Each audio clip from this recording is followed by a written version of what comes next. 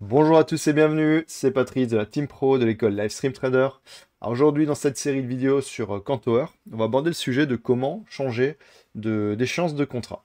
Vous savez que par exemple Apex ou Topstep travaillent sur le marché futur, ce ne sont pas des propres firmes CFD. Donc tous les trimestres, en tout cas sur les indices que l'on travaille au quotidien au sein de l'école, on est obligé de changer de contrat. C'est comme ça, c'est les fameux contrats à terme. Donc tous les trimestres, on change et on modifie tout ça. Je vais vous montrer comment on le fait sur Kantower. Donc j'ouvre un nouveau graphique, tac, et je vais aller par exemple sur le Nasdaq. Tiens. Donc je recherche bien sur Topstep qui est notre propre firme future. Donc je recherche le Nasdaq qui s'appelle NQ. Vous voyez, il y a le micro Nasdaq et le mini Nasdaq qui est juste ici. Donc par défaut, je vais sélectionner toujours NQ Front Month. Vous voyez juste ici. Ça, c'est tout simplement le graphique qui va être à jour. Ce sera à chaque fois l'échéance en cours sur laquelle il faut être qui sera sélectionnée. Je pourrais très bien aller sur une autre échéance, un autre contrat. Par exemple, le contrat qui va aller de septembre à décembre, vu que c'est trimestriel. Ce sera NQZ4. Alors, alors je vais déjà le sélectionner. Et que veut dire ces petites lettres et les petits chiffres? Je vais vous le montrer tout de suite. Prendre une petite planche à dessin, voilà. Par exemple, là en l'occurrence, NQ, on va dire Z4.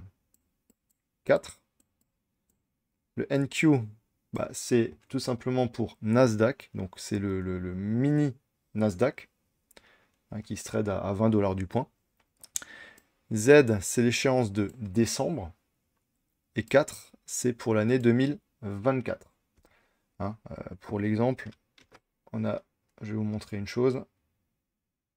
Hop, on a différentes possibilités. Juste ici, vous avez la liste. Je vais essayer de vous l'agrandir. Vous voyez, les différentes lettres. Par exemple, vous trouverez, vu que c'est trimestriel, on aura mars, ça se terminera par H. Donc dans notre exemple, si on voulait avoir l'échéance de mars 2000, enfin le contrat qui va de janvier à mars pour le Nasdaq pour l'année 2024, ce serait NQ H4. L'échéance en cours aujourd'hui au 10 septembre 2024, on est sur le NQ U4. D'ailleurs, il va arriver à expiration, d'où la vidéo, à partir du 20 septembre, il me semble.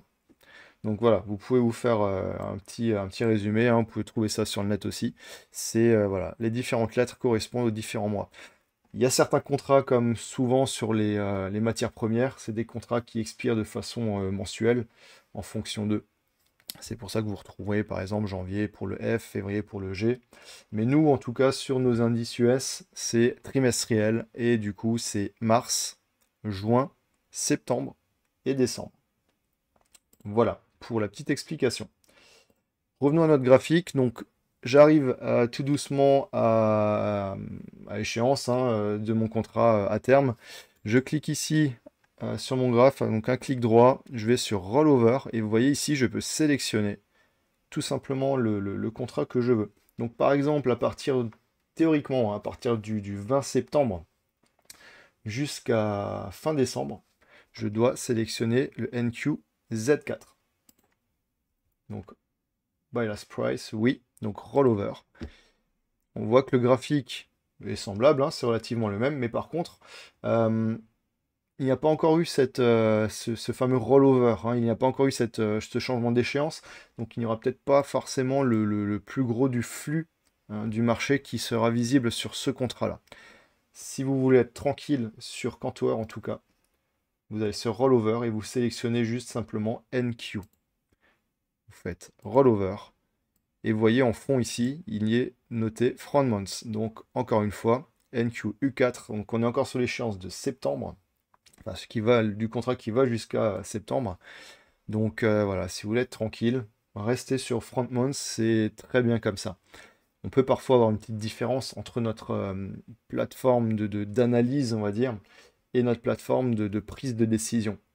si parfois vous pouvez remarquer qu'il y a une différence de prix, bah, c'est tout simplement qu'il y a un des deux qui a déjà passé son échéance de contrat à terme, qui a déjà fait ce fameux rollover.